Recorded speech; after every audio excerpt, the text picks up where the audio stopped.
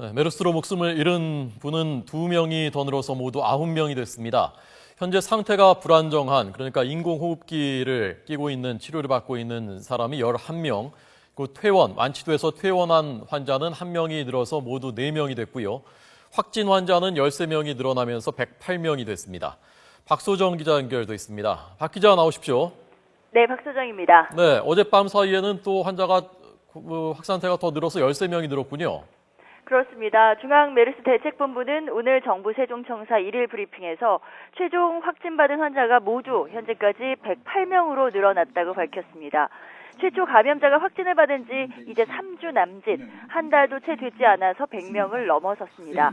오늘 추가된 환자 가운데 13명 가운데 삼성서울병원 응급실에서 옮은 환자가 10명입니다. 보건당국이 삼성병원은 앞으로는 감소세일 것이라고 전망을 했는데 아직까지는 환자가 속출하고 있습니다.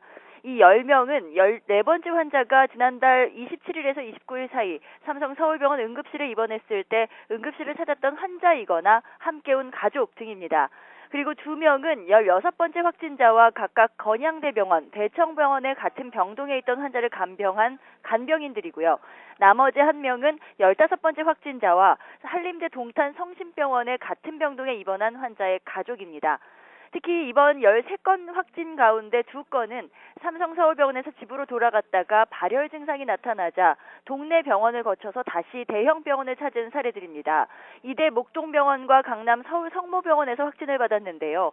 특히 이대 목동병원에서 확진받은 환자는 지난 3일부터 7일까지 서울 양천구 메디힐 병원에서 입원 치료를 받은 것으로 드러나 밀접 접촉자 추적 조사를 시작했습니다.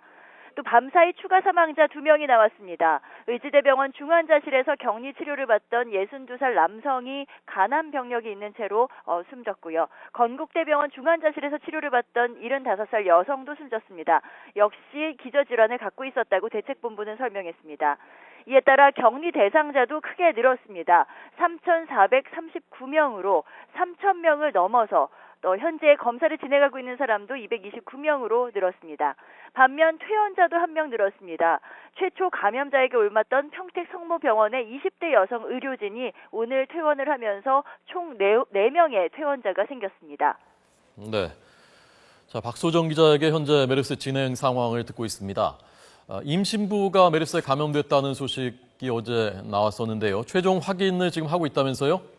네, 그렇습니다. 확인 결과가 아직까지 나오지는 않았는데요. 이 임신부, 40대 임신부는 삼성 서울병원에 입원해 있다가 14번째 환자가 입원했던 응급실을 찾았다가 감염된 환자입니다. 임신부의 부모가 모두 어제 확진 환자로 판명이 났습니다.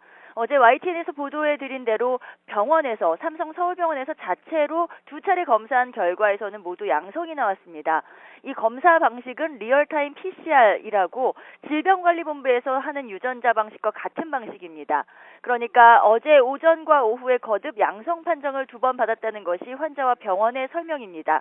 하지만 그 다음에 서울시 보건환경연구원에서 다시 검사한 결과에서는 음성이 나왔다고 보건당국은 밝혔습니다. 현재 이 환자에 대해서는 임신부이기 때문에 매우 중대한 상황이라고 보고 질병관리본부에서 다시 최종 검사를 진행하고 있습니다. 오후 3시쯤이면 최종 결과가 나올 것으로 보입니다. 지금까지 문화사회정책부에서 YTN 박소정입니다.